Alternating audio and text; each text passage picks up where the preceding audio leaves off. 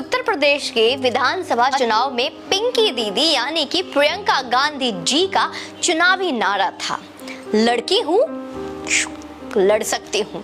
अव्वल तो ये नारा ही अधूरा अर्थ देता है। होना तो ये चाहिए कि लड़की हूँ लड़ती हूँ, क्योंकि लड़ सकती हूँ का मतलब अब तक लड़ी नहीं लेकिन लड़ने का सामर्थ्य रखती हूँ, और उसमें भी कंफ्यूज हूँ कि मैं लड़ सकती हूँ, उसमें भी भरोसा नहीं है। अब बताइए, पूरे कांग्रेस का सामर्थ्य जिसके नाम से परिभाषित होता है वो इंदिरा गांधी, और उसके बाद भी यह कहना है कि लड़ सकती हूँ थोड़ा सा कंफ्यूज करता है ना। खैर, आप ये कहेंगे मैं ये क्यों बता रही हूँ। पिछले दिनों बलात्कार पीड़िता पर एक वीडियो बनाते हुए हमने कहा था कि इस तरह का चुनावी नारा देना इसलिए आसान है क्योंकि छेड़ने वालों ना तो हाथ और ना ही गंदी नजर कभी प्रियंका गांधी जैसी बड़ी शख्सियत तक नहीं पहुंच पाती है, और वहां तक वो पहुंच भी नहीं सकते हैं। हम ऐसी आशा भी नहीं करते। किंतु शोषित और शोषक ना तो जात पात के आधार पर उभरते हैं और ना ही लिंग के आधार पर इसका वर्गीकरण होता है। सिर्फ और सिर्फ आर्थिक सबलता के आधार पर जो धन बल को से मजबूत होगा वो जनबल से भी मजबूत होगा, और जो जनबल से मजबूत होगा वही शोषक बन सकता है। वीडियो को अंत तक अवश्य देखिएगा, बहुत कुछ समझ में आने वाला है आपको। आइए शुरू करते हैं। दोस्तों, एक कमजोर पुरुष हो या एक स्त्री एक सबल पुरुष या स्त्री का शोषण नहीं कर सकता। राजस्थान में एक जगह है जिसका नाम है भीलवाड़ा। भीलवाड़ा राजस्थान की राजधानी जयपुर से लगभग अगर मैं गलत नहीं हूं तो 340 किलोमीटर दूर है।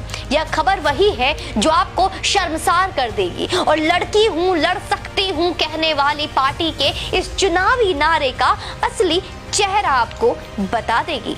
भीलवाड़ा में लड़कियों के नीलामी का मामला सामने आया है दोस्तों। जी हां, आज के वक्त में 2022 में है हम। नीलामी यानी कि सब कुछ वैधानिक तरीके से एकदम स्टाम्प पेपर पर यहीं कुछ किलोमीटर दूर आपसे अपनी बहन बेटी को बेचने के लिए मजबूर हो चुके हैं भीलवाड़ा जिले के कुछ वैसे लोग जो कर्ज में डूबे हैं। लड़कियां, महिलाएं देह व्यापार करके अपने बाप का कर्ज उतार रही हैं। यहाँ के फैसलों की बागडोर कानून या कोर्ट के हाथ में नहीं बल्कि जातीय पंचायत के हाथों में है।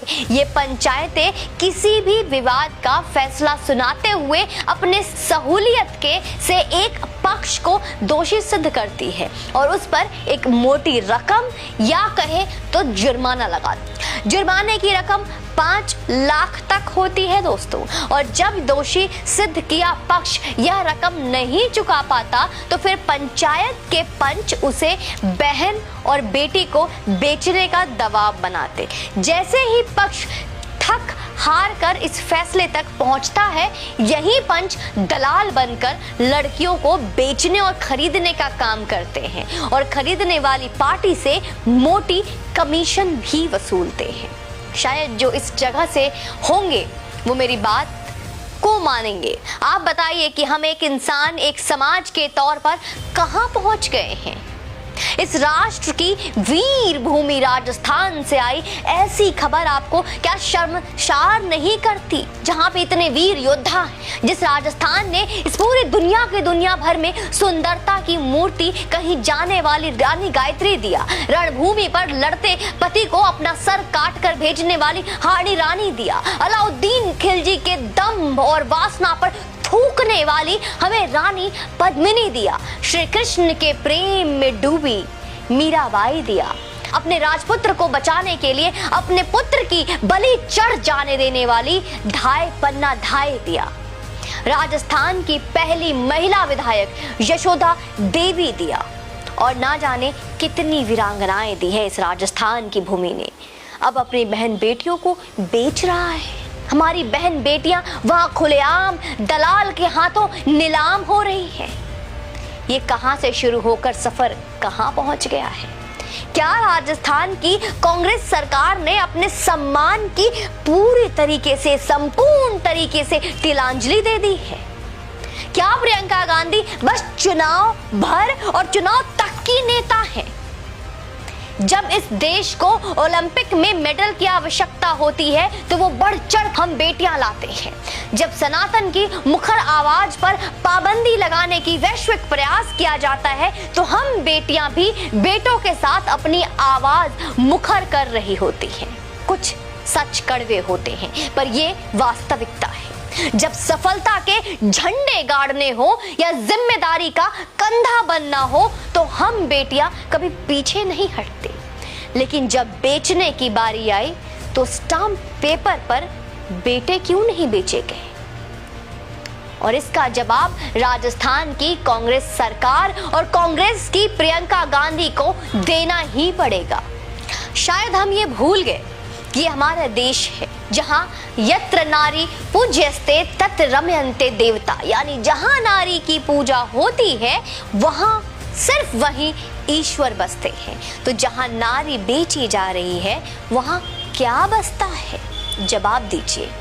बहन बेटी को बेचने खरीदने का काम करने वाला राजस्थान क्या अब उस तरह नहीं जागेगा जैसे रानी पद्मिनी के लिए गोरा बादल जागे थे?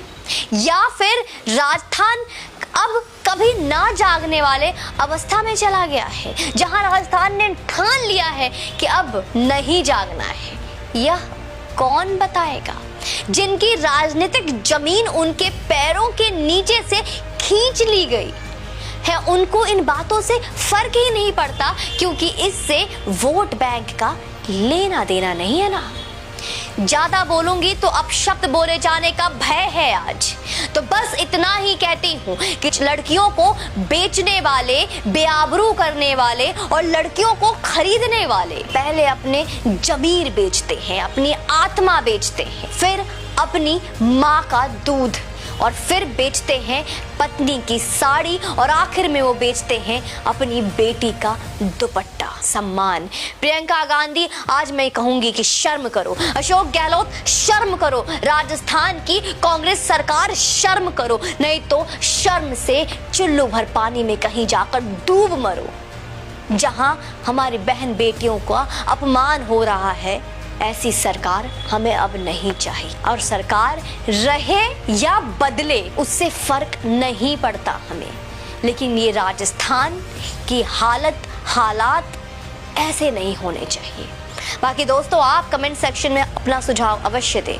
क्या आपका खून नहीं खौलता ऐसी खबरों को देखकर? क्या आप जीवित महसूस करते हैं खुद को जब आप ऐसी खबर सुनते हैं, देखते हैं? वीडियो को अवश्य शेयर करें और राजस्थान के जो भी व्यूअर्स मुझे देख रहे हैं, I am requesting you all कि आप इसे अवश्य शेयर करें, लोगों तक पहुंचाए मेरे संदेश को कि ऐसे कारनामे जहां भी कहीं भी हो रहे हैं उसे अभी और इसी वक्त बंद किया जाए। आवाज उठाइए, एकजुट होकर आवाज उठाइए। यकीन मानिए परिवर्तन अवश्य आएगी।